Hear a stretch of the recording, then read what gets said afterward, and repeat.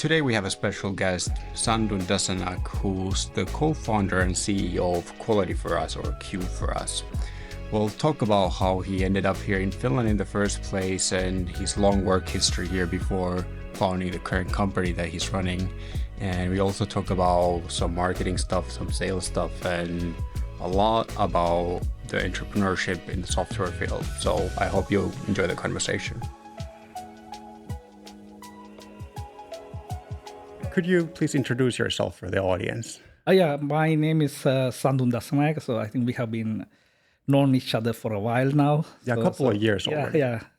So I'm originally from Sri Lanka, but I've been living, actually, this is my 20th year in Finland. 20 years already? Yeah, I came in like 2005, August 29th. So it's like 24 years and 1 month already.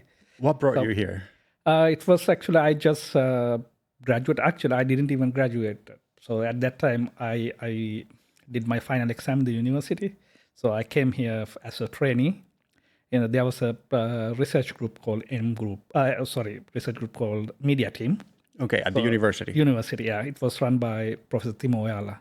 Oh, I know him. Yeah. So I was there as a trainee. I came for 6 months, and then it was extended for another 6 months. So at the end of the first year, so I thought, like, I never had a desire to study more. So I thought after bachelor's, okay, I'm done with the studies. So it's 25 years of studying, and then now this is enough. But then being in the research team for 1 year, kind of it made me think, okay, like maybe I should have some sort of, I like to learn more. So I went to Timo and asked, I would like to do masters. So do you have any positions available in as a research assistant or something in the group so I can do that? And then he said, okay, I can make a better proposal. So there might be vacancies available in companies I know. So maybe you can start working already and maybe doing the masters in a part-time. So that sounds good. Yeah, that's how I joined Ardites. So, that was 2006? 2006, yeah. What did you do there? I was it was my first job. So, and in Sri Lanka, I have been a trainee developer for 6 months, because when we did the bachelor's degree, we had to work for 6 months in a training period. So other than that, I haven't had any experience.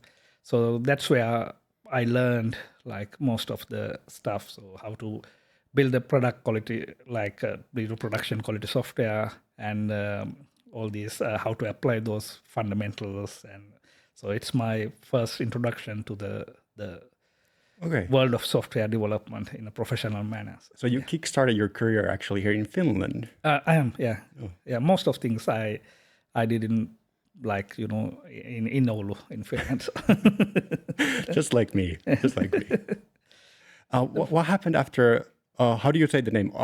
Ardites? Ardites, yeah. It was a small company. I think it was, when I joined, might be 30, 40 people. I'm not sure, even less, I remember. So it was a small office, and there's a very nice community, and I was the youngest as far as I remember that time. So there were a couple of other international people there. So everybody in Ardites were very helpful. I mean, it was I still cherish the first job and the memories and how people helped me to, it was a bit scary at first, because you are a young person and in an unknown place, and you don't know much about the culture, because I have been living there that time in Finland for 1 year, but 2006 Finland is not that international as it's now. So I was the only Sri Lankan most of around the university. I didn't know any Sri Lankan in Oulu. Okay. There could be a few families here, but I didn't know. So it was a very scary but rewarding experience. You were welcomed quite nicely. I was, because I remember that time, for example, if you now go to supermarket, all these assistants, shop assistants, the sellers, they speak very good English, but that time it was not the case. Though. They were also struggling. I was also struggling with the Finnish and all the stuff. So, but they were very helpful. I mean, people were amazing. So I still, I really like Finland and Oulu, because of course there are things, okay, should we move somewhere or should we move to Helsinki or should we move to, so there are like discussions, but the life in Oulu is I still like it. It's very peaceful, and for me, people are very, very like super cool, and so of course there are less happening. It's cold, it's dark, but you all have these pros and cons. So as long as pros over, like pros is more than cons, Yeah. I would like to stay here. So you don't mind about the winter? Well, in winter, the coldness, it's not a big issue for me. So one thing I don't like with the biggest thing I don't like with it is when it's very slippery. So That can be dangerous. Yeah, dangerous means I once fell down. So after that, I was quite scared to go away, because I fell down because I was in a actually meeting. So I was I had to go run to the office or somewhere.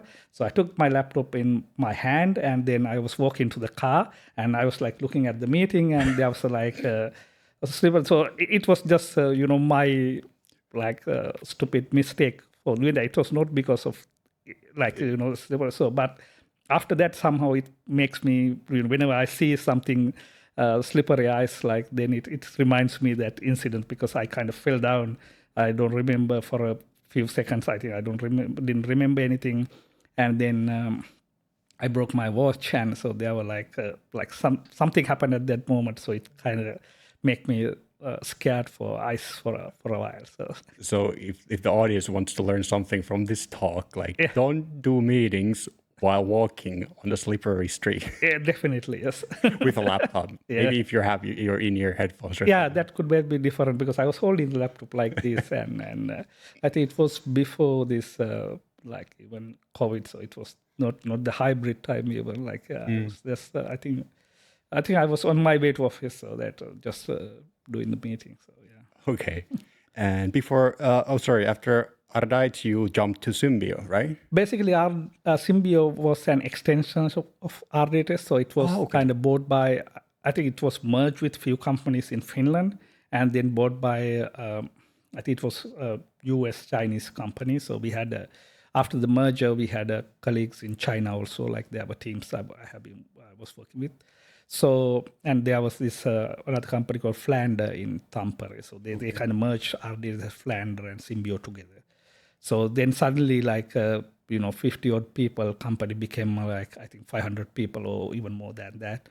So it was a nice transition, and but also like it's changed the culture of the company. I can imagine. Yeah. Did your work description stay the same after the merger, or? Yeah, I think that time I was a senior engineer, so I have had a few years of experience. Or I don't remember, I moved to the senior engineer while I was in Symbio Trustmatic, but Symbio or Ardites, but it was around that time I became a senior engineer. So yeah, the work remains. I mean, that was the time of outsourcing, right? So most of the people directly or indirectly work for Nokia. So it's the same with Ardites And if you're in Oulu, you worked for Nokia, right? Yeah. So basically, my time with Ardites, I was in the office for some time, but most of the time spent in Peltola in Nokia office. So almost all the time, like if I take the time from 2006 to 2012, so 6 years, I was in combined Ardites and Symbio. So I think out of the 6 years, maybe 5 years I spent in Nokia premises as an external developer. And then you jumped to Nokia, right?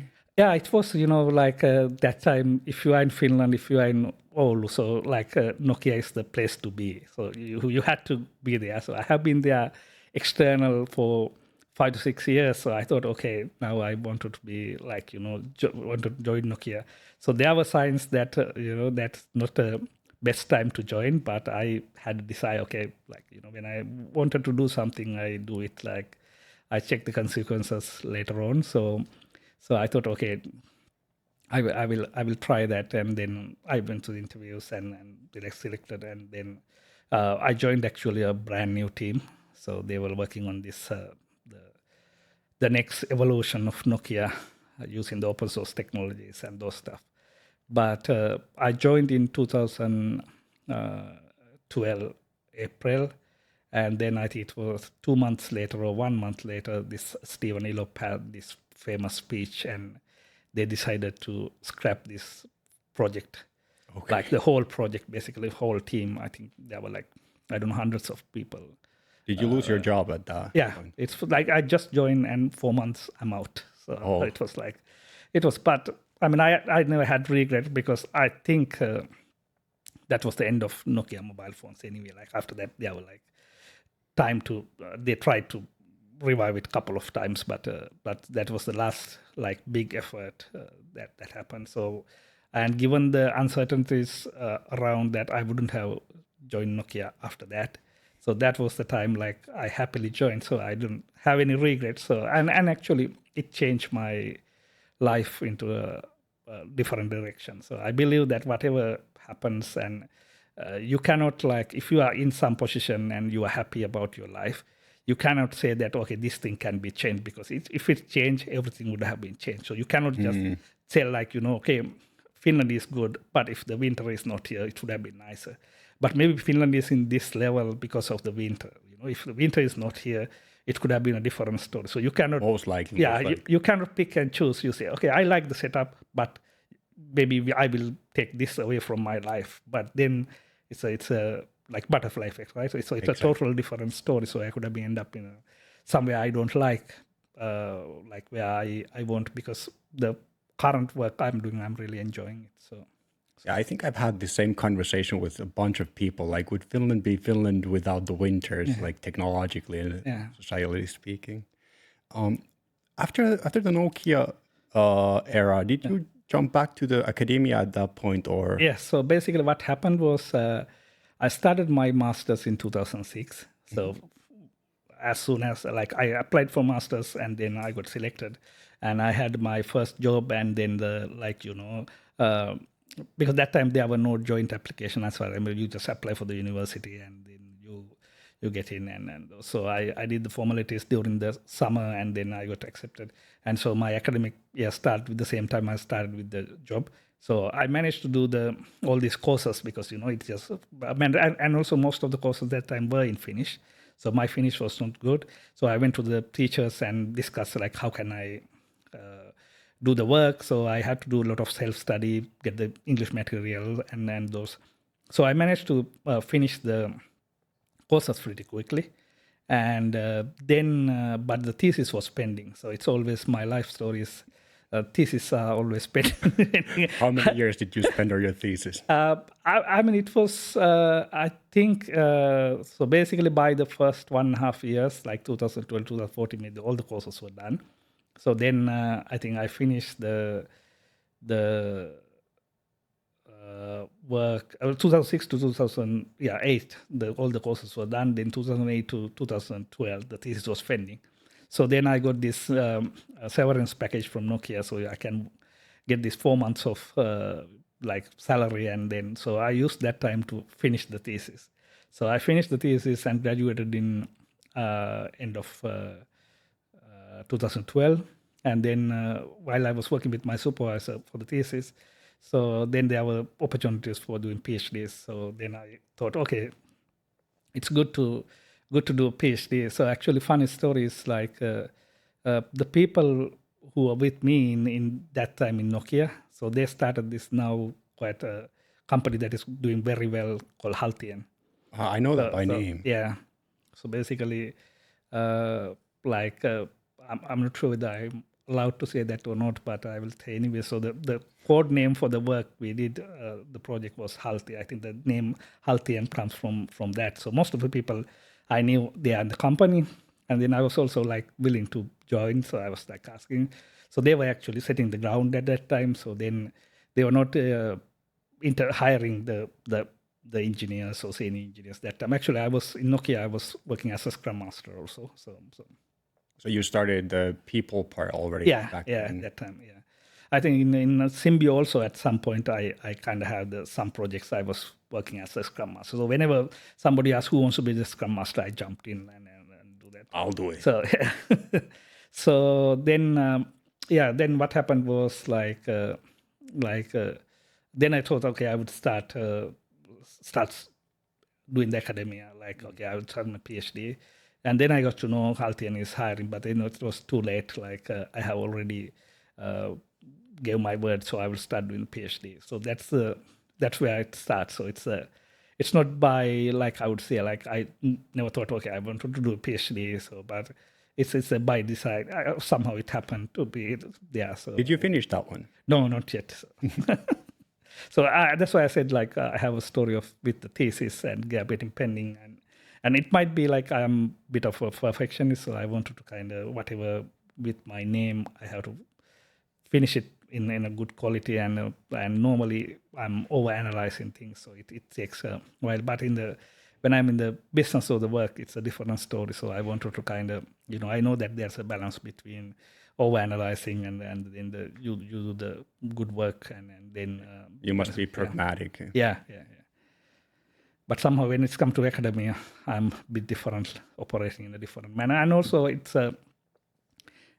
the thing was like after I started the job, so masters was not like a mandatory thing. It's good to have, but it's not. It didn't do much to the career or so. So I think I have the same attitude towards PhD. So it's good to have. It's something I started. I want to finish it. Like that's my only motivation to do that. And also, like, I mean, there were a lot of people who helped me, the family and the supervisors. So they were like putting their effort and time to help me to do that. So it's my duty to kind of finish it. To otherwise I'm kind of doing disservice for their efforts. Do you have a goal when you want to get it done? I always had like I do it end of this year, like every year. But I think I'm now quite close to finish it. So hopefully, yeah. Good luck with that one. Sorry? Good luck with that one. Yeah, thank you. What was the topic? It was about software architecture. Like actually, it's about people side of software architecture. So how interesting. How software developers doing this architecture decisions. So especially like how do they do it individually, how they do it as team. And for example, one thing I found out during my research is like I interviewed 25 people, like software architects, in 2014. That's when I started doing the real research.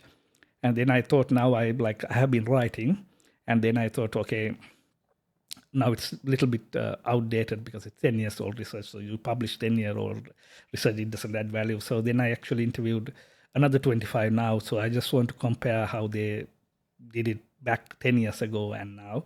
So I find it actually quite interesting how people's attitude has changed. For example, one thing I found both sides is like now and before is there are a lot of tools and techniques in academia like to make the architecture decisions, but at least majority of the software developers, they don't use it. So they use a whiteboard and the marker is the de facto thing. Now it's changed to maybe because of the remote thing, so to the more of PowerPoint or that way. But then again, for example, 10 years ago, so people really emphasize on being in the same room and it's not it's really worth it. But now it's also some people do that, but also I found like many people like the remote setup. It's because if you are not willing to stand up and talk, now remote setup has given opportunity for people to put their ideas. So it's not only the loudest person's voice is heard. So now it's more equal playing field for everybody to contribute their ideas. And also they found it nice that they can record things and go through it later on. So they have a lot of interesting stuff actually for me to learn from those studies. So. Cool. We need to do one of these after you finish. Sorry? We need to do another episode after you finich. Definitely, yeah, definitely. I'm happy to. I mean, there are a lot of cool stuff because this time what I did was actually I went to LinkedIn and I emailed everybody, sent LinkedIn message everybody who had this software architect as title. So I got 25 people. Actually, I got a bit more than 25, but I selected 25 to match the previous study. And people from, Finland, US, Germany, and Australia, Sri Lanka. So I had this whole network covered, and it was nice. I mean, I got people from big companies, people from startups. So they were like more accessible this time. Last time I had to 10 years ago, it was more limited because I didn't have much access to the architects. I was a young developer and the junior researcher at that time, because now most of the people in my network are in senior positions in the architects or those levels. So I had a Better access. To do that. I have here a note that after the Nokia stuff, you also started the Exotic. Yeah, so it was actually when I was in 2006. It was 2016 we started, so I was in university at that time. So what happened was one of my friend came to and make the proposal. So my wife is a good, she's a conditor, so confectioner by profession. So she makes cakes and all this stuff, amazing stuff. So I think that was it was not me, it was because of her. I think the proposal came. So and I knew that friend quite a long time. So we came to Finland at the same time, almost at the same time. He was a family friend, so we are family friends. And so he made the proposal that we start a different kind of restaurant. So we kind of its name was Exotic Fusion. So basically, what we want to do is we take food from different countries. So we were from different. He was from Bangladesh, and we were from Sri Lanka, and then we had another friend, a Finnish friend. Was the restaurant in Kajonharju? It was in Kajonharju. Oh, I know that one. Yeah. So 5 of us together, we made a plan, and we took part of this old pub, this in Kajonharju. So we kind of took the backside of it, and then we decorated it nicely. So one of our founders, she made all the plans and decorated it, and then we introduced a lot of tools and automation, and we did a lot of stuff with the restaurant, and then we opened it. So of course the location was not the ideal place, and also it was just the door, so we couldn't. There was no way to. It was a big wall and the door, so there was no way for other people to see how it goes. But we did it for 3 years. So it was a very stressful time, because running a restaurant is not easy. You have to always be there. You have to be available to be there. For example, one night at 2:00, a fridge is not responding. So you have to take all the meat and move to the other restaurant, other fridge somewhere there. So then sometimes there were issues in the restaurant, so you have to run there and try to sort out things. So there were a lot of stuff. It was very, very stressful. But now I look back. So one thing I really liked it. So we all lost quite a lot of money after the whole thing done. So we had to close it in 2019, just before COVID. So I think we were lucky that we closed it before COVID, because otherwise we have to. It would have been even more difficult. Yeah. So but it was the food-wise, people were really happy. There were a lot of good reviews, because we started with this the Indian, Sri Lankan, Bangladeshi food, and then we had a chef from Philippines, so we introduced Filipino food, and then we had we thought, okay, we discussed and we introduced some Korean food. So there were a lot of very interesting menus, and we ran buffets, different type of buffets, and so it was very eventful, and whole families were together doing that. And we had then at the end of the month we have to get together and see, okay, how much we earn, how much we lost, and then we how to fill the gap. And so it's always and those kind of things.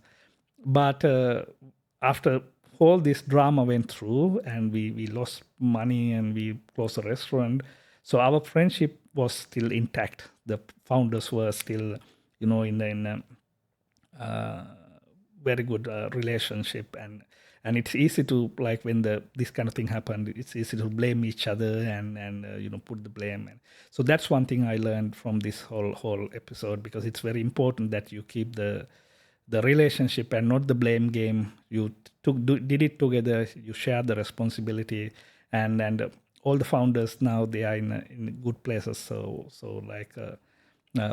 one of them is running, actually he's the head of product lab in F-Secure. So, and Like you were both from IT. yeah, actually, two of us from, three of us from IT. So, and then one of us were accountant. The other one is the confectioner. So we didn't have any chefs. So we didn't have any restaurant experience. So it was just the passion. Like, okay, we wanted to do something different. We wanted to get together and see how it goes. And it was an experiment. And we did a lot of experiment. I mean, we used Trello to manage the restaurant. Of course you did. And then there were like several automations coming. You get the alerts with the different things and all this like cool stuff.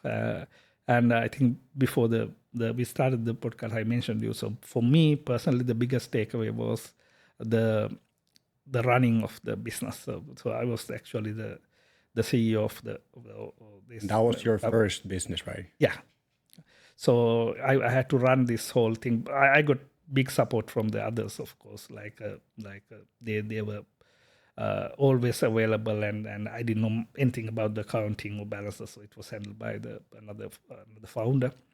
But there were a lot of things I learned, especially the people management. So there were a lot of issues and infighting, and we had to fire people. So it was like when you fire people, it's very unpleasant experience, but you have to do it in a manner that you kind of have a solid reasons to do that. So and it was even though it's unpleasant, it's a learning. Like you had to do that. There were no other options. So if the person is not suitable for the job, or they are making issues and all of this, so there were a lot of people management things that I learned, and then I could apply. And also, it's very important that you had to have this empathy, like towards people when you do run a business. So that's really really important. And in a restaurant, like the thing is, everybody is together, and you are like doing really hard work, and you see people's work. So it's very interesting setup to learn. And imagine, it's not this workers also like white collar workers or doing that. It's really hardworking people. So working with them and jumping and doing that. So it was a total different experience. I think without that I wouldn't have that experience. So it's really nice. Did this experience help you to get started, or did it encourage you to start your own company later in IT as well? It is. So it kind of took my fear away. So I mean, after losing tens of thousands of money, something I didn't have at that time. So and we didn't have savings, but we had to take loans and stuff. But we came out with the experience. Like okay, we learned, and we had no issue in the family. We had no issue with the founders. We had no issue with anything else. So it was a experience, but I think it was it gave me confidence that okay, you can try crazy stuff, and then you can if you are having kind of solid relationships, and if you are true to the work that you are doing, so you can come out of the other side without, I mean, you might get few scratches, but not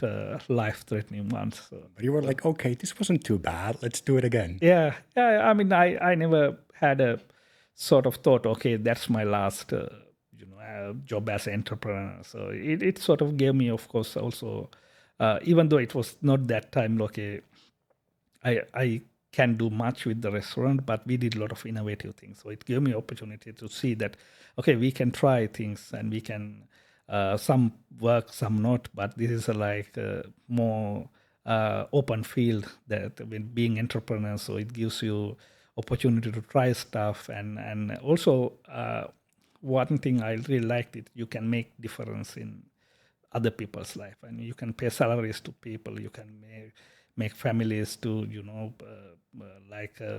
make their living, so you can help them make living, and it's a total different feeling that you have. Okay, I'm taking care of people and running a business, and I'm doing a change. I'm contributing to the society. So it's a whole different feeling than just working. So. Yeah, I've never had that, but I'm curious to find out later in the future.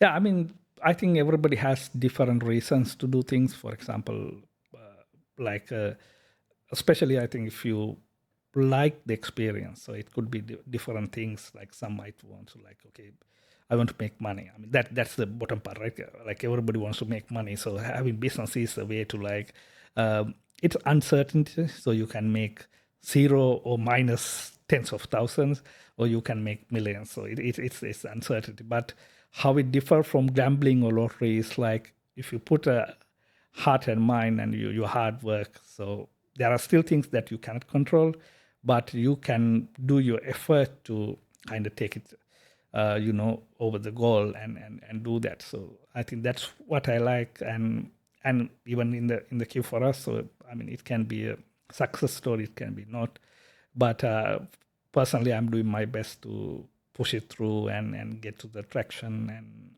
and so it gives me sort of a feeling that it's I'm happy. I mean, that's the most important part, right? Yeah, so you enjoy the work you do, and I enjoy working with people. So that's my main thing, is working with people. So, you mentioned quality for us, but you had something before that, right? After the exotic, you had Trustmatic. yeah, I was working there. So basically, so Okay, I was so not you the were owner. employed. So, yeah, actually, it was funny story how I joined Trustmatic was, so one of the founders of Q for Us now. So he was and he's still the head of software in Trustmatic, and he was in RD in Tampere.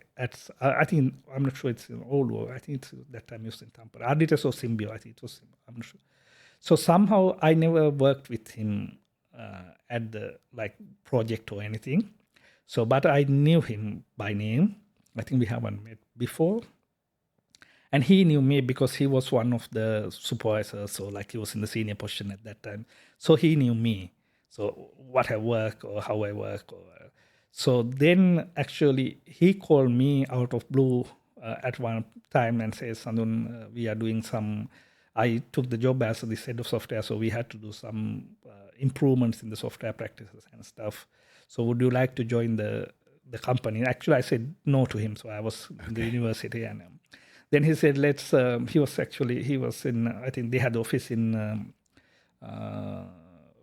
like near to the airport. Okay. So he was coming from there. He's going to Tampere by train.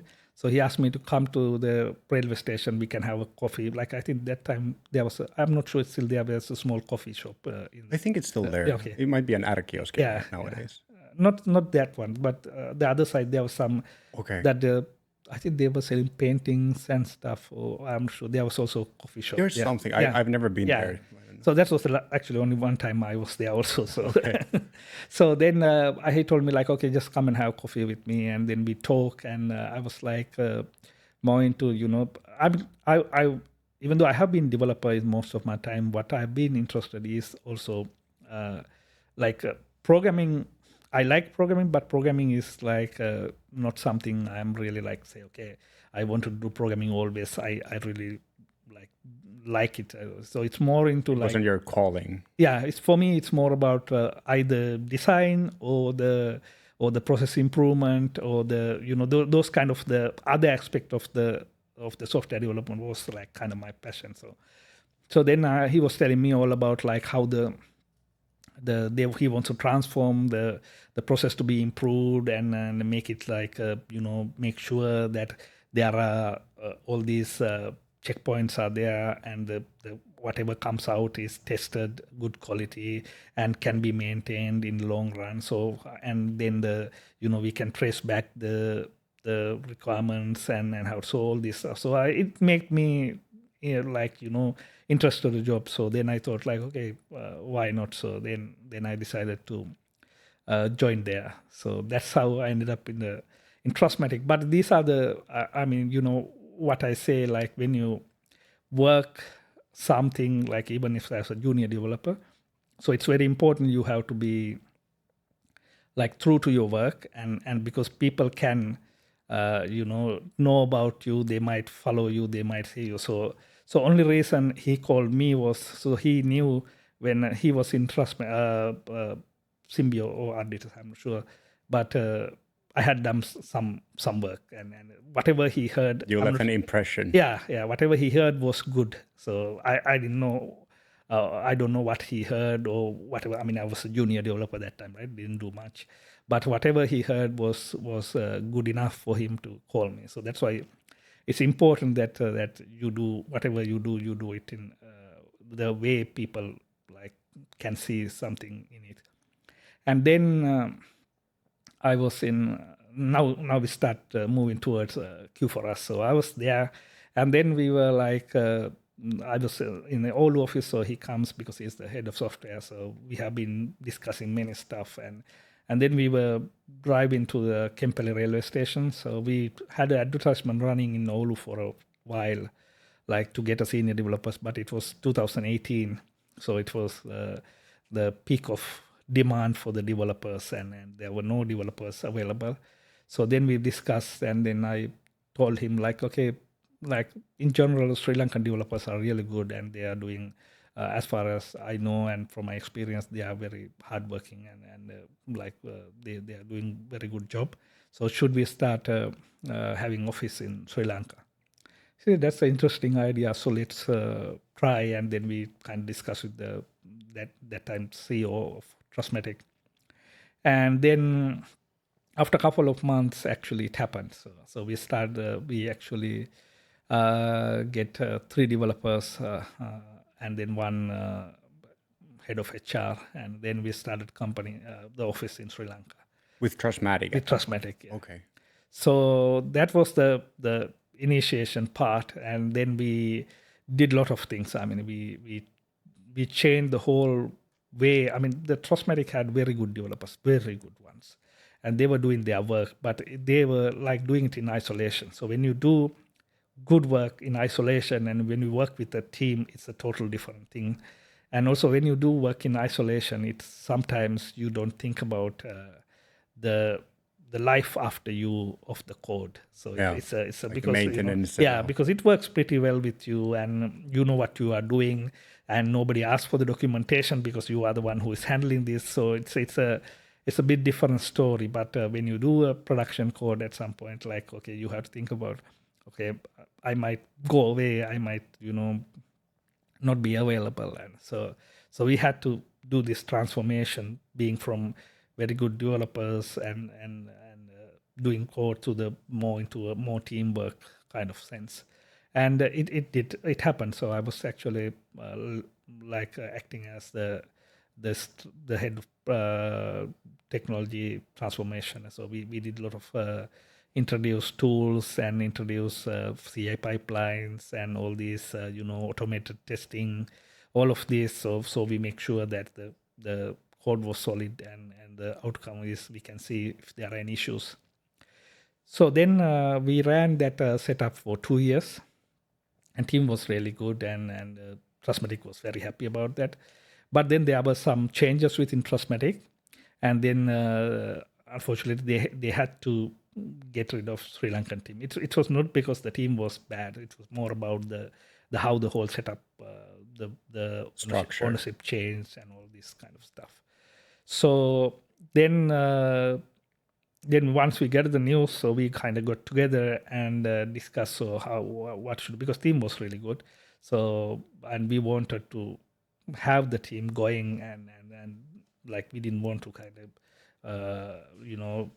team to die out. So then we were in a mission to kind of start a company, but we didn't have any project. We didn't have any money to kind of fund it and run it for a few months until we get a project. So what we did was like we tried to find a project, and team had basically 3 months salary, like until the like last day of the I think it was until end of July. So you had a few months to find a new project. Yeah.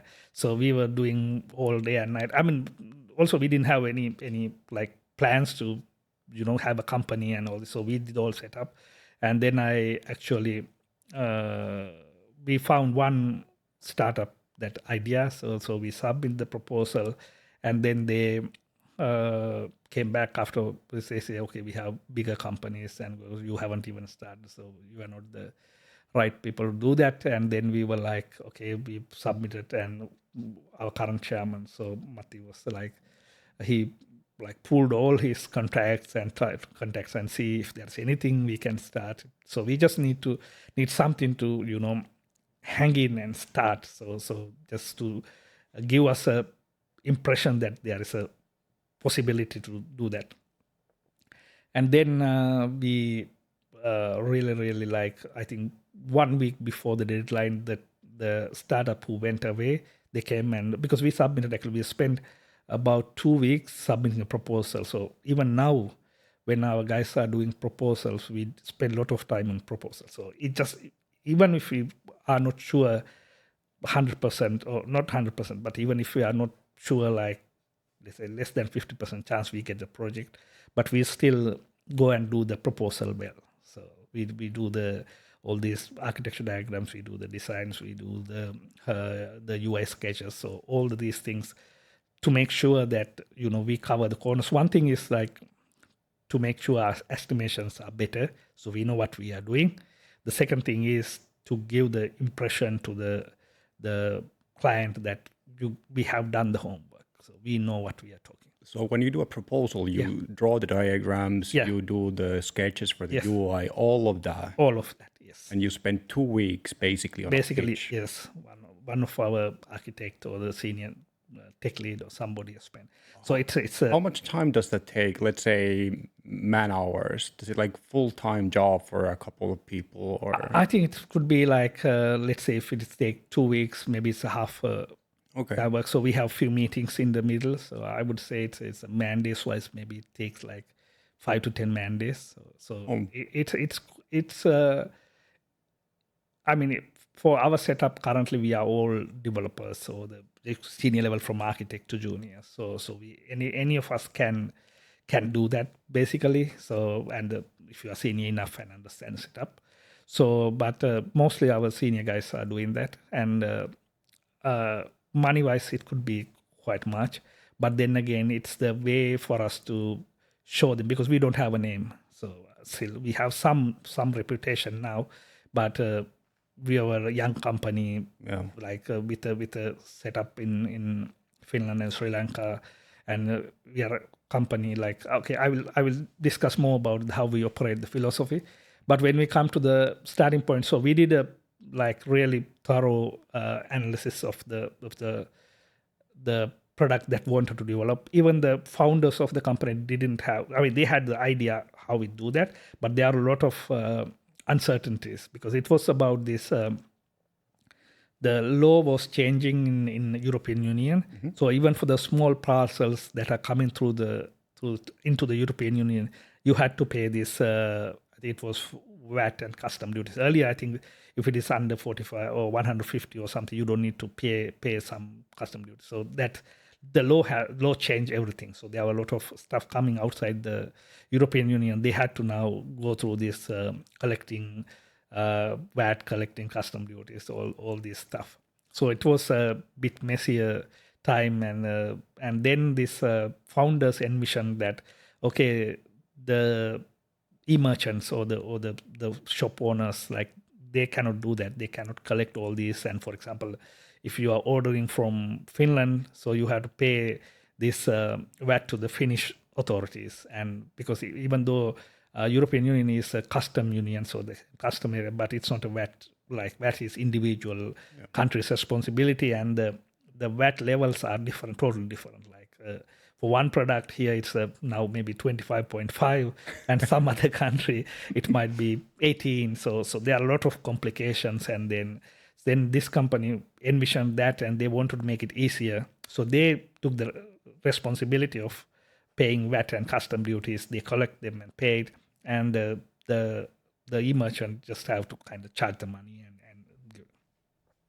So there are a lot of uncertainties and stuff there that are not known at that time. So did you basically become expert in 2 weeks? You researched? Yes. So our guys went to the VAT laws and the changes. We might have been desperate, but even now we are doing that because that's how we were made. So we kind of, whenever we had something, we not only just study the case, but we study the domain. So we go through the company's website, find out what are their business and what kind of clients they have, what is the domain, what are the norms of the domain, how do they do that. So there are a lot of background research going on when we do things. That's how basically when we submit a proposal, normally people get quite impressed the work that we put into it, and also the background that we kind of touch around it. So I'm guessing that people, when they receive your pitch, they're like awed, like, how is this possible? You know so much already about the stuff that we are trying to build. Yeah. So basically it just, what I believe is it's when somebody comes to you, I mean, we are software developers, of course, but that's what we do. But our clients, they are not coming for software development. I mean, they are coming to solve their problem and way to see how they can make money. So that's what we have to give them. If we give them a piece of software, so they are not looking for a software. Software is a way of doing that. If they can do it with a hammer and nail, they will do it hammer and nail. So it doesn't matter what is underneath. So for them, it's more about what value we bring and what is the ROI, return of investment. So when they give us, like, let's say 50,000 euros, so what can they make, like, 100,000 out of this? So it's our duty to show them, like, okay, you can do that, and this is the best way to do that. And also, we are always in a philosophy, we are not here to milk money. We are here to show them how to do it more effectively, more like, what is the best way to do that. So because then this client will come with the next project and next project to you. But if you take one project and try to make it longer and make money, you will end up with one project because the client will not invest more. It's all about the value proposition and how to solve the client's problem and not just sell technology. It is. So because that's why whenever somebody asks me, what is your technology stack? So I always tell them it's secondary. Like, I mean, of course we know this and this and this, but that is secondary because once you are a good or senior developer in some level, the fundamentals, so you can pick up the technology that is best for the solution. It's not just like you take the technology and make the problem to adjust to the technology. It's the other way around. You take the problem and see what technology is the most efficient way to solve this problem. So that's how we operate. So I think that's the way we operate currently might have something to do with the way we started. So then actually that company that came back and said, like, okay, we had these big companies doing that. So we don't know actually what is the backstory or how it had, but we had a lot of big companies doing that, but your proposal was the most comprehensive one, and you understood our problem, so we can start so they were. So at this point, you had the scare that if we don't find a project within 2-3 months, you will go down? Actually, 2-3 days. So it was already end of July. So it was like mid-July. So basically, we signed the project to start from 6th of August, and we start the company that time. Okay. So basically, that both happened at the same time. So and the good thing is, like, the guys who were in the company, the founding this software team, so those guys were like really talented. I mean, they could have gone to any company. So they came from actually all three of them came from a company called Millennium IT. So it was now called London Stock Exchange Technology. So they were the company who developed this core platform for London Stock Exchange. So it was a Sri Lankan company. They did, I think they are now running maybe close to 100 stock markets around the world. So London Stock Exchange sort of acquired them because they were doing work, and then they kind of assigned to do their own London Stock Exchange also. So those guys were solid guys. They could have found job anywhere. So, but they waited until we started the company for 3 months hanging there. So I really appreciate them. They are still with us. So two of them are in Finland. Actually, one of them is in Finland. The other one will come to Finland tonight. So he will come in 9:30 flight. So he will be permanently moving to Finland, right? Then the other one is in New Zealand. So we move around, but we all are working in Q for us. That's pretty impressive origin story for a company. Yeah. So and actually, like, I mean, we can use, like, people might think, okay, this is a PR stunt, or like it can, but the main reason, I mean, we wanted to start a company, of course, we wanted to make money, but the main reason we wanted to start the company is we made a promise to these guys, like, okay, we will take care of you when we recruited them, because they came also for the uncertainty. It was a no name, nothing, it's just a company, when we started the initial team from Trustmatic. So they didn't know anything about Trustmatic. So they came to a company with some, like, trust, like, okay, these guys are doing something cool and good. So when we recruited them, we told them, okay, we will take care of you. We will make sure that, whatever happened, you have enough time to do the transition. So that's why we when we started the initial, we negotiated these 3 months of like Finnish style in the team. So we promised them that we would do that. So we wanted to be true to our word. So the main motivation was, okay, we want to keep the team intact. So we need this one project to pay their salaries. So not to make money, not to pay their salaries and keep going. And then we will think about the rest of the things later on. So I mean, it paid off. So you stuck to your values and you held on to the guys and made it happen. I mean, you can fool either your clients or your team for a while, but not always, right? So that's what I think what I like in Finland. I mean, there are some things I don't like in Finnish working culture. One thing is, it might be the expenses. For example, whenever you have a hard time, the first option you see is who I want to fire, like, get rid of, because it's the paying salaries is very expensive. I mean, you pay, 1,000 euro salary means your expenses is maybe 1,800, 2,000. So of course, cutting staff is the first thing the Finnish entrepreneurs think, like, when it's come to the recession or the less profit or anything. But I mean, that's the nature, but it's something I don't like it. So because it's I know that the companies or the employees are not loyal as they were before. For example, my father's generation or early generation, they work for one company, then their whole life, like, they retire and they're from the same company. I mean, I don't think that should be the case.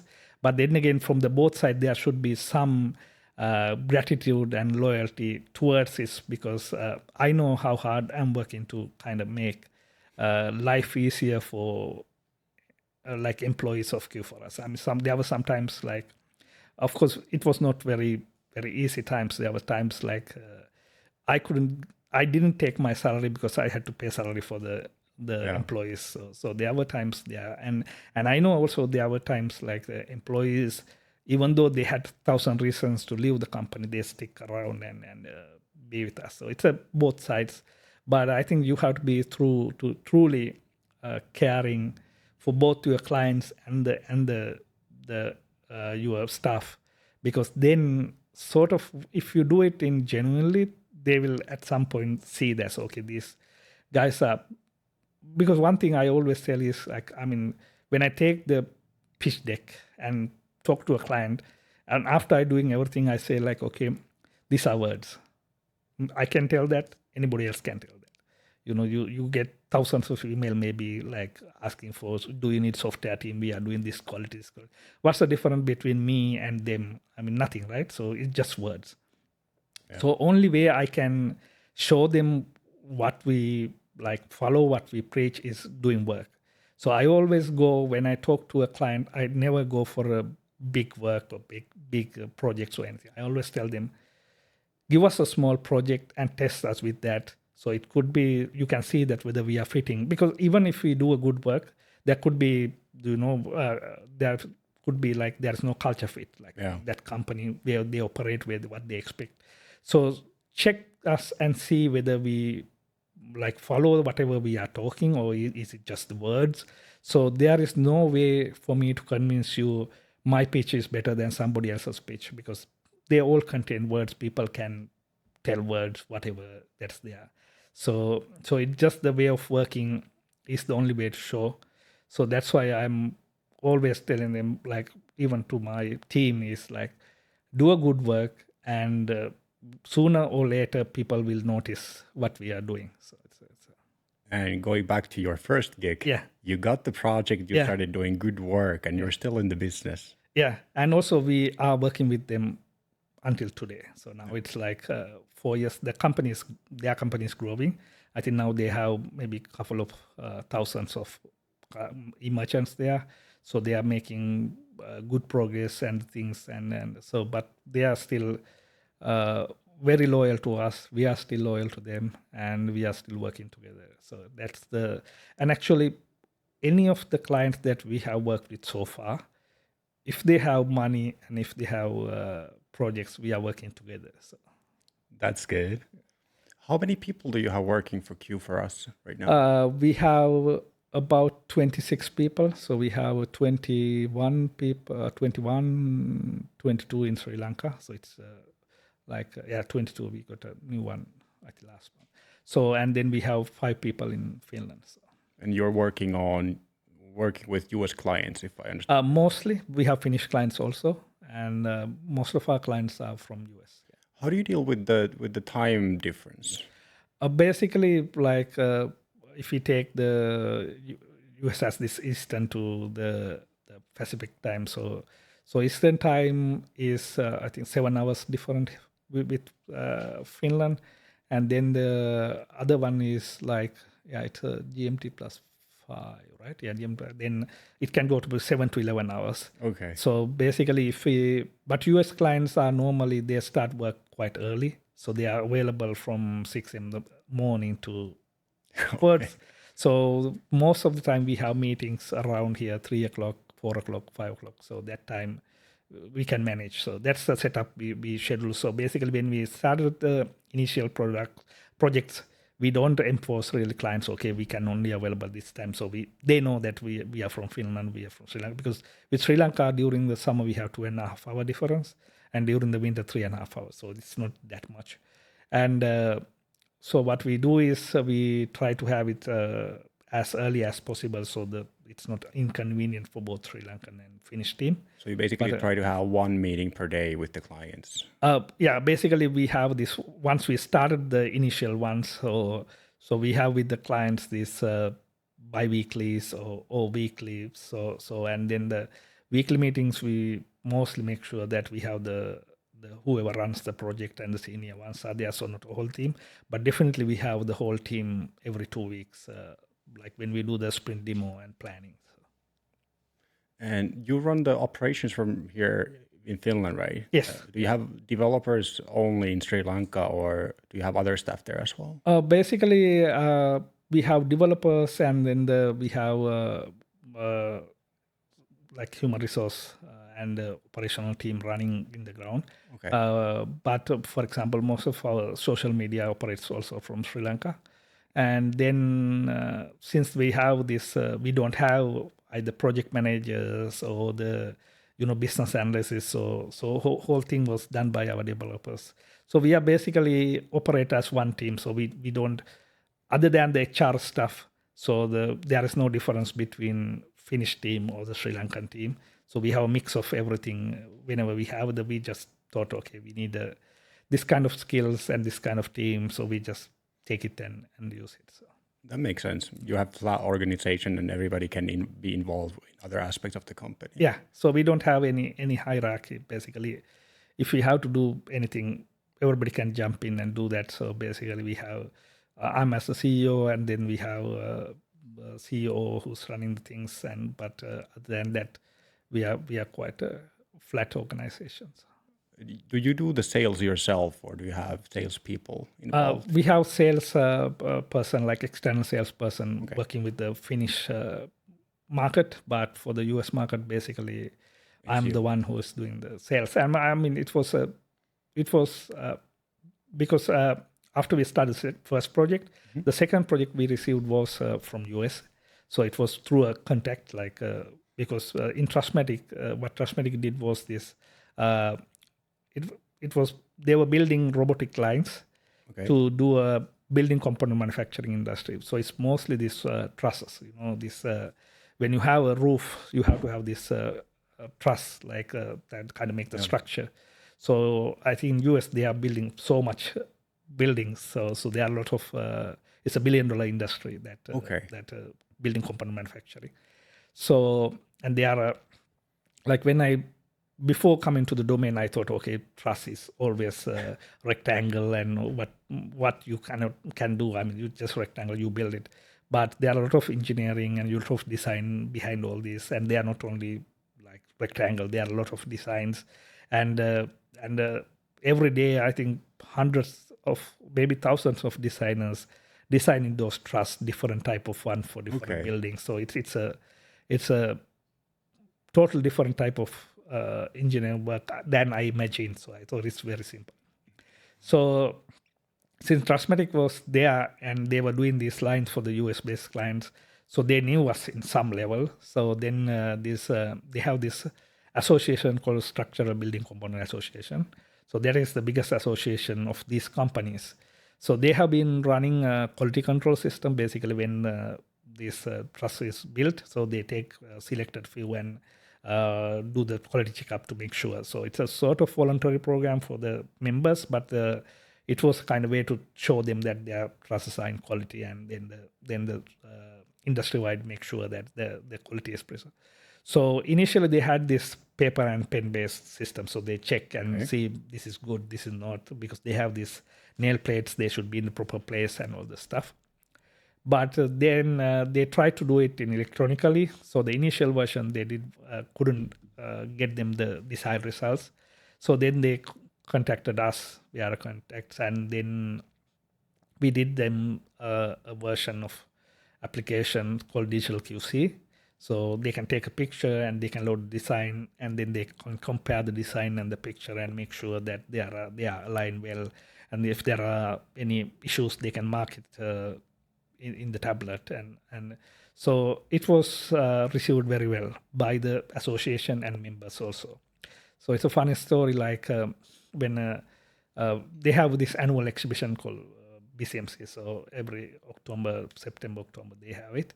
So I went with the developers and to the exhibition, and then I introduced to actually that time the chairman of the association. So I told them, these are the guys who developed the digital QC. He came and hugged them and said, "Thank you for the great job." So that's a kind of testimony that to see that it's well received, and also it's a huge thing for the developers. I mean, they still remember that how they were received and so they were like, whenever we were in the exhibition, when we talk about this and when we mentioned that we did the digital QC, people recognize us. People tell, okay, it's also good work. So that was our second job. And also with the association, we are still working with the different projects. And so if you have that kind of references, I'm imagining that a lot of people come to you after they learn that you did that. Actually, it's people knows us, but that's also an industry that is not very much into the digitalization. So I had to push hard and open the doors and tell people what is possible, and because there are educate them. Yeah, because there are no IT or software investment for a long time, and they have been doing one person in house, or they were not motivated much to invest. But once you kind of go and show them what is capable, it's possible. So, and then actually, was it last month is the first email I got from the domain saying somebody, okay, we have this need, can you do that? So before that, of course, I have emails coming and asking, like, can we do that? But it's more of a person who know me from contacts or something. So this is the last month was the first time we received something. Say, okay, we have this need we are from the building component manufacturing domain. This is, can you do that? So it was your hard work is starting to pay off. Because when you get inbound sales, it's a different thing than you go and knock the doors. So that means definitely people start noticing us. So based on that, your sales process have been working quite nicely. Your marketing has been working quite nicely because people are starting to come to you. Yes. So sales-wise, the Finnish sales, I'm not happy about that because we are in Finland. So we can do that many things. Of course, one thing when we started the company, so the Lauri was the one who I mentioned, who called me. He was from Trustmatic, and so Matti is our other founder. He's the chairman of the board. So, and then we have another founder in Sri Lanka. Like that's also one thing. Like we had a very nice setup. We made sure that we hired this. She was head of HR in this Millennium IT that time, and I think she retired when we hired her.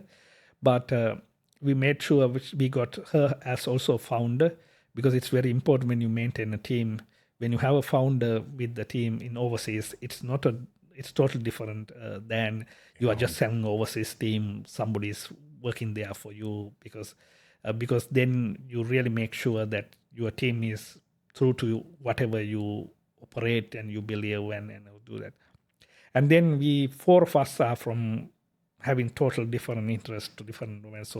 So when you have, that's why I was also mentioning about this exotic experience. So when you have founders, it's very important you have founders that kind of complement you. I mean, you are in the same mission, same values, but also it should sort of complement your experience. For example, I am more into people. I'm more into the, like how to do the pragmatic things, how to operate, and how to go to the media or somewhere. I want to, and I'm here to talk. Like I like to talk. So, and then Lauri is more about fundamentals, philosophy, and what is quality. How do we do the quality, and he's more into the very fundamentals of the software development, and then how we bring the values. So he always, whenever if I do something wrong, he come back to me and say, okay, that's not the right way to do that. We should do it in that way. And then Matti is into he's a investment banker, so he has this corporate knowledge and how to run the company, how to do it in a better way, and how to follow the basic principles and stuff. Then Samanthi is from the HR background, so she knows how to run the team and how to bring the different perspective outside tech and all of this. So before we start the company, actually, especially Lauri and me, because we were the tech guys, we sit together and we discuss for hours why we want to operate. I mean, there are thousands of outsourcing companies in the world. So how we differentiate ourselves? What is our difference? Of course, we can feel like a niche domain and say, okay, we are expert in that.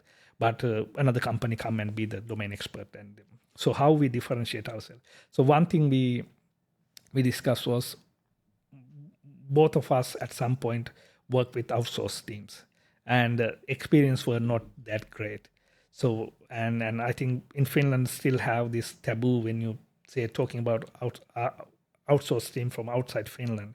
The Finnish clients are kind of taken back because they had this Nokia experience, like, okay, certain developers from certain countries are not good and bad quality, not tested code, and there are a lot of stories I have heard. So it's a total different mindset, the Finnish clients. So they are always, when you say outsourcing in Asia, so they are not very skeptical from the beginning.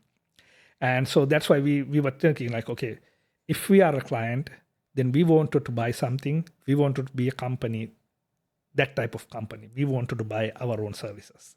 So we always, when you think, we change the roles and see, okay, how can we see that? How can we see ourselves? And if we are a client.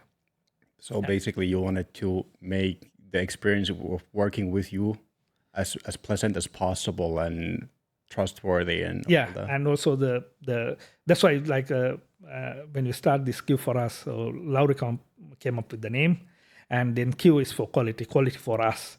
And when we say us, it's the team, clients, other stakeholders, founders, anybody, it's us.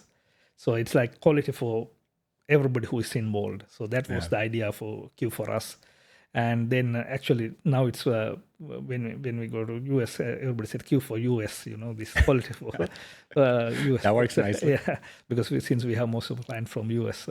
And so then we actually kind of derived, so we had a sort of these 4 principles that we operate. So one is called radical transparency. So radical means we kind of, whenever somebody wants to access their project, a client, so it should be visible from any comment to anything. So we don't have anything called internal communication related to project, external. Of course, there can be person-to-person communication that are not visible to the client, but anything related to the project should be visible, should be in the comments, should be in the chats, should be in Jira or Confluence, should be in GitLab. So everything visible to the client. So from the day one, we created them accounts, we gave them access, we asked them to, okay, please follow this and this, how it goes. If you find anything, talk to any of us.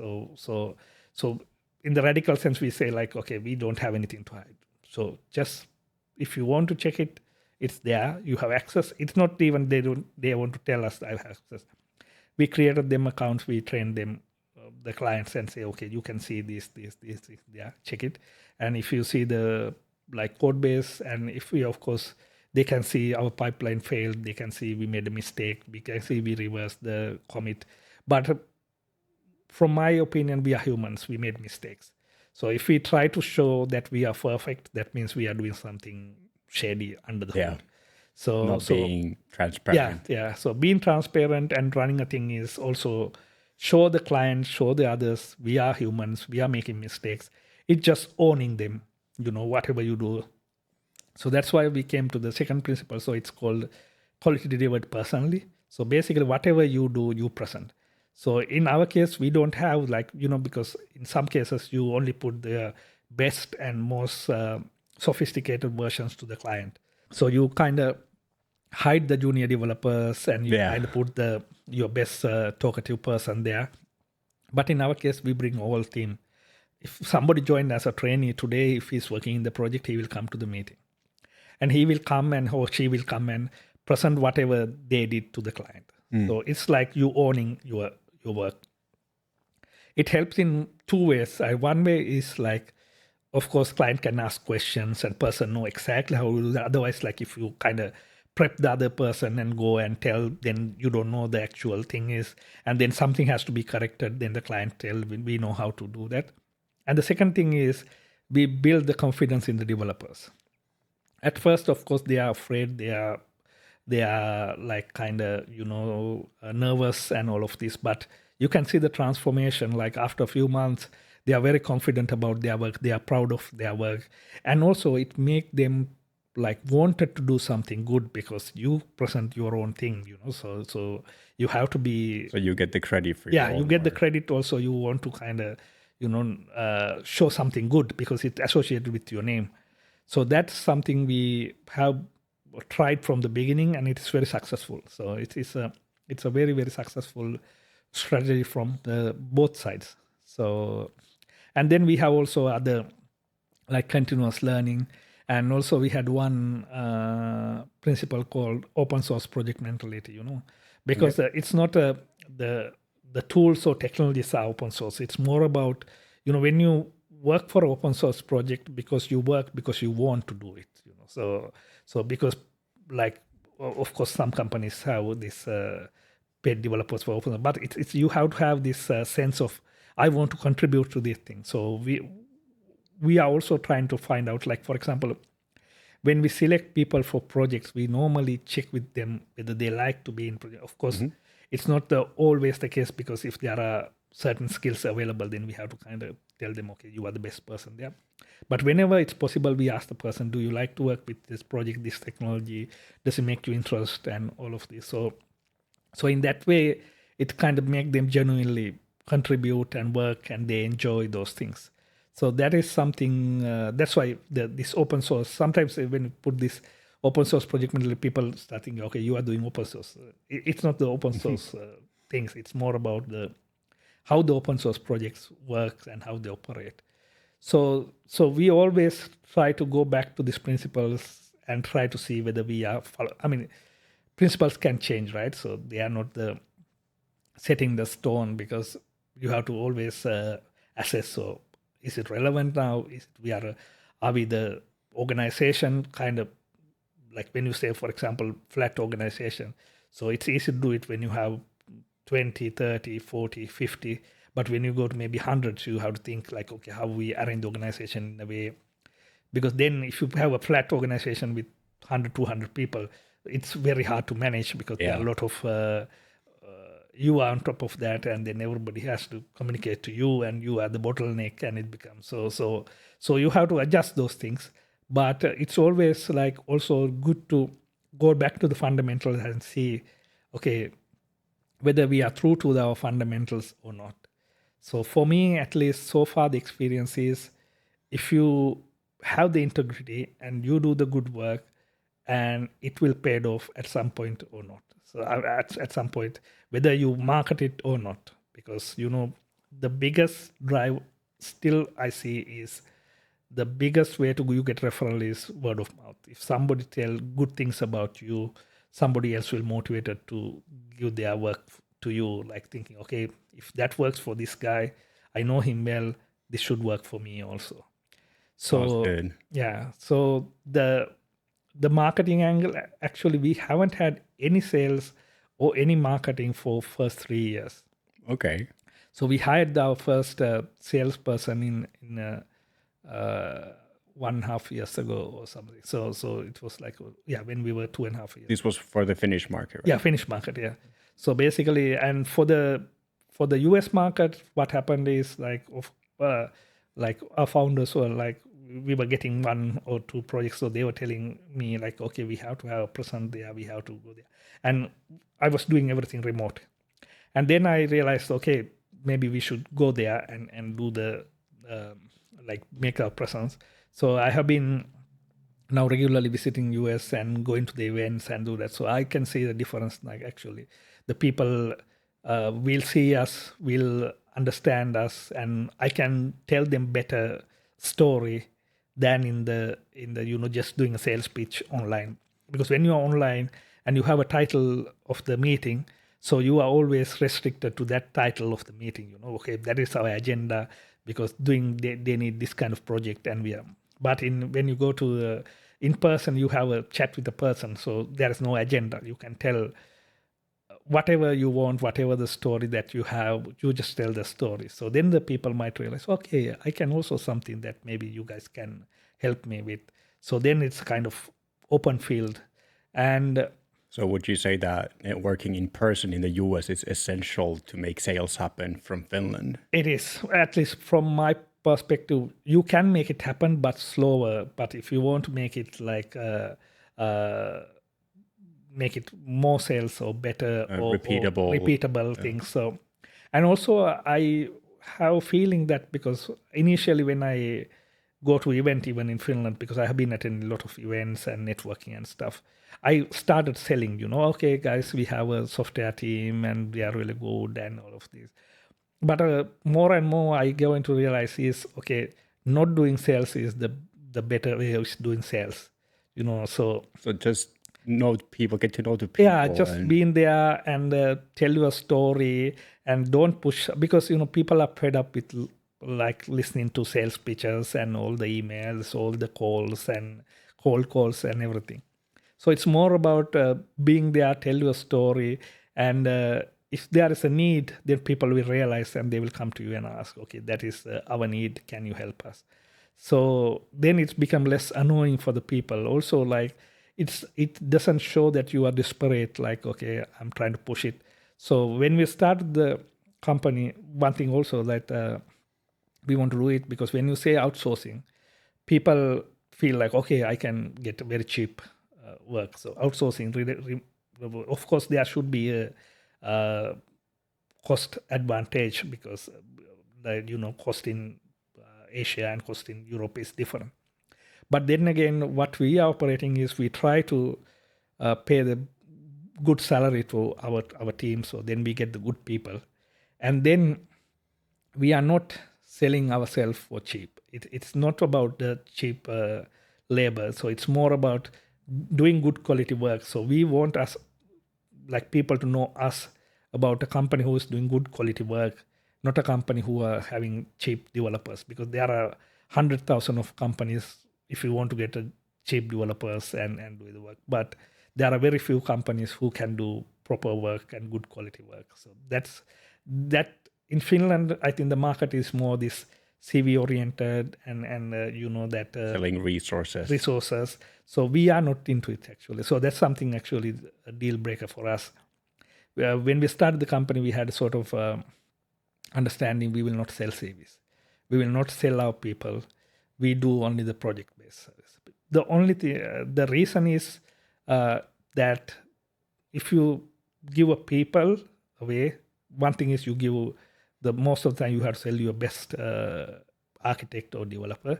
So as a company, you lose that resource. So then the company culture and everything is kind of, you cannot have it because your senior guys are somewhere else.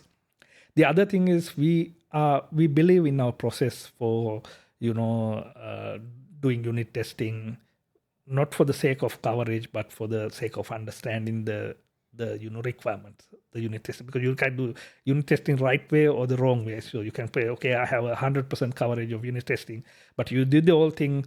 At the end of the project, you did the unit testing just to show the coverage. So, or you can do the unit testing to understand the requirement. You do the unit test and you do the code, and you can see like, okay, this is working. Yeah.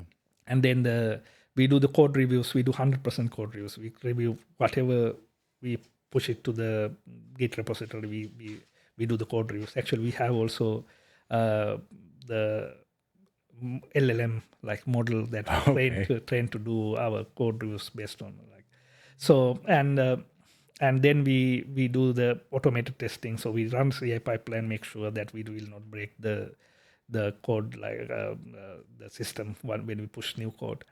So all of this we cannot do it if we sell our resource to somewhere else and make sure that keeping our fingers crossed that guy will do the good job and get us the next sale. So it's more about holding on to your own process and be able to provide the quality because of that as well. The tools are not important. Of course, we can adjust to the tools, either it's Jira or GitLab or GitHub or any other version. That's not an issue. But if we sell individuals, we will not have a way to gatekeep and make sure the quality is preserved. So only way we can ensure that is we have a control from end-to-end system, like all these checklists that things we are doing, we are following up.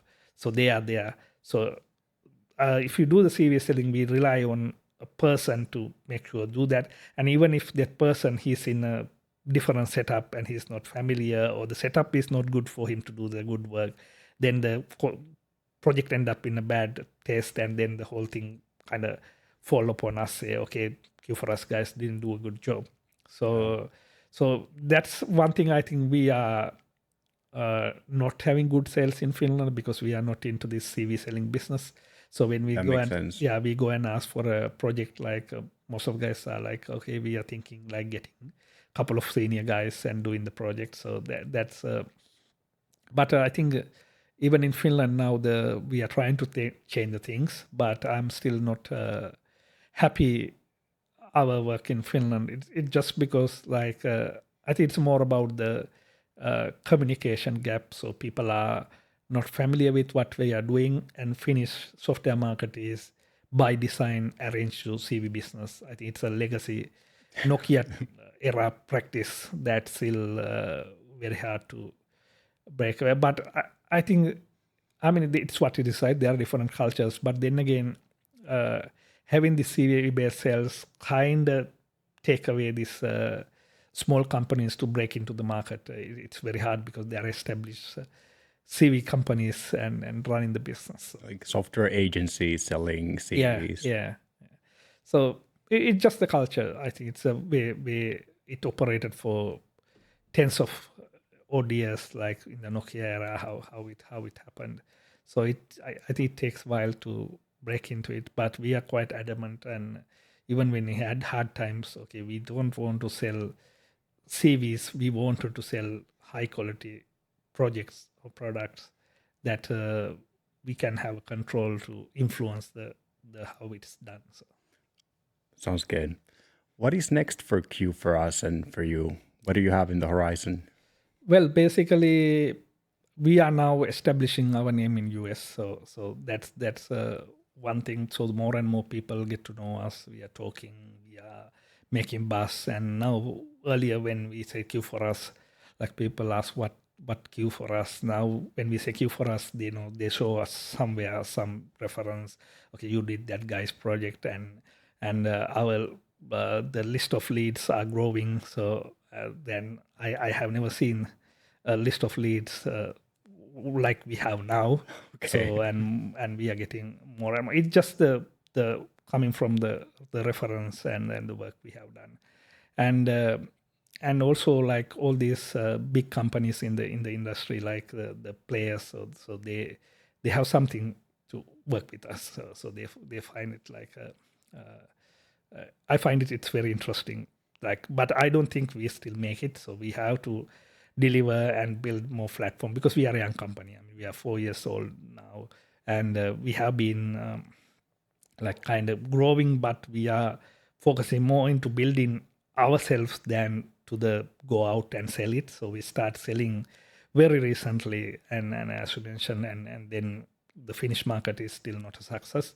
And then US sales, we start selling like a year ago. So that's getting the recognition and the stuff. Do you think that you will keep to trying to sell in Finland or keep focusing more on the US market in the future? Our current focus is more and more in US, but I think in Finland, being present here, and we can add a sort of value. So, okay, they can get some price advantage also, but then again, we know Finnish market well. I mean, we have two of our long-running clients are from Finland. So Trustmatic is one of our clients also. We do a lot of work for them. And then there are also these other clients, like big clients we work with. But then again, this the whole selling part is something we were not successful. I mean, sometimes you get success in some parts. So we are still, I think, weak in sales. So we are good at good product development and communication and documentation and all of these. Those are good. But sales, I think I see as our weak angle. But for the next step is we are doing now a lot of work with AI, because I see that even in the domains that we are operating, there are a lot of opportunities and interest with AI. So we are doing internal projects with training LLMs to do our own work. And then we are also now moving into some product developments, because in the domain we have learned a lot of stuff, what is missing there, what are the gaps, and how we can fulfill things. So other than doing this custom software for the clients, so we are also now prototyping with different products, like this software service products, so that we can introduce to the clients. So that's I see as the next step, because I think when you understand some domain, you see the problems and you see the solutions. So it's a different game, of course, because when you do a product, you have to invest yourself for a while until the clients see the value. But then again, in the long run, it can bring more value to the company and also to the clients, because it can be improved, and there can be multiple clients who are benefiting from that. So it's exciting times for Q for us, building the sales function and building your own product and getting up to speed in the US even more. And yeah, I would say we are in a phase that either you make it or break it level. I don't think we will go to the break it, because we have a solid foundation now. But this is a phase like we try to explore different options and see where we kind of make the bigger impact, and especially we see AI as a technology, because there is a lot of enthusiasm for AI, but we see as it's a okay, it has a mathematical foundation and then probabilistic nature of this. But of course, with the people's enthusiasm, it opens in a way that you can convince people there are also solid things that you can do with. For example, if some client do something like say sorting some orders, so they have been manually doing that for a long time. So we can show them how to do that, take whatever they have done manually for a while and then run through a machine learning algorithm and show them, okay, now you can get this one. So if you do it now in 30 minutes, you can do it like 5 minutes. So you see that, and then you can edit it the way you want because it's already kind of set it up using a machine learning algorithm. So these are the simple examples that we can do that. So I don't believe that AI currently in a level that you do everything automatically and you say, okay, now I apply AI and it works. But it can be a very great tool that make things easier for humans. So our clients, that it can make things much easier operating, so it can save their time, it can save the workload. So that's the angle where we were thinking about applying AI, not the that AI as a hype, because hype cycles are come and go, but solid technology remains. For example, one good example is blockchain. So I think blockchain hype is now over, but I still believe blockchain as a technology, there's a lot of potential to run make sure systems has the data integrity preserved, and you can trace back things to the root and all of these kind of solid usage. But the hype cycles give you opportunity for people to try new things, deliver right things like when they are with their interest, because it could have been very hard to convince somebody to use a machine learning algorithm a while ago, but now everybody wants to have this kind of AI based tools. Yeah. Do you have any shameless self plug here that you would like to put in for the audience? Where to find you online? Are you hiring right now? Yeah. So basically, what we're like, if somebody is, let's say, willing to talk anything, I mean, it doesn't matter. They bring sales or they want to do sales for us, because as I mentioned, we are struggling in sales in Finland. So that's and then if somebody have any good ideas for us to try out, so we have a website, actually, this qforus.dev, okay, like dev, and they can reach me anytime with this info@qforus.dev, and I'm willing to talk with anybody and share my, like, I mean, if you want to have a software company in Finland and operating this, even that, I'm okay to share, because I believe that the competition will come and go at any time, and it just you can teach somebody what you learn, and it will make their life easier. Also, I mean, even with the competitors, I think you have to have a sort of good relationship. So the growth and the market is huge, and in the software market, and now everybody needs software. So there are a lot of pie to eat together, rather than try to say, okay, this is my pie, you don't touch it. And so I would say that is as a like way to. I always try to, if somebody asks me how to do the things and how to run the things, I always willing to tell them how we are doing. It might not work for everybody because there are different cultures, but so one can see how we are operating, and then get to like invent their own way based on that.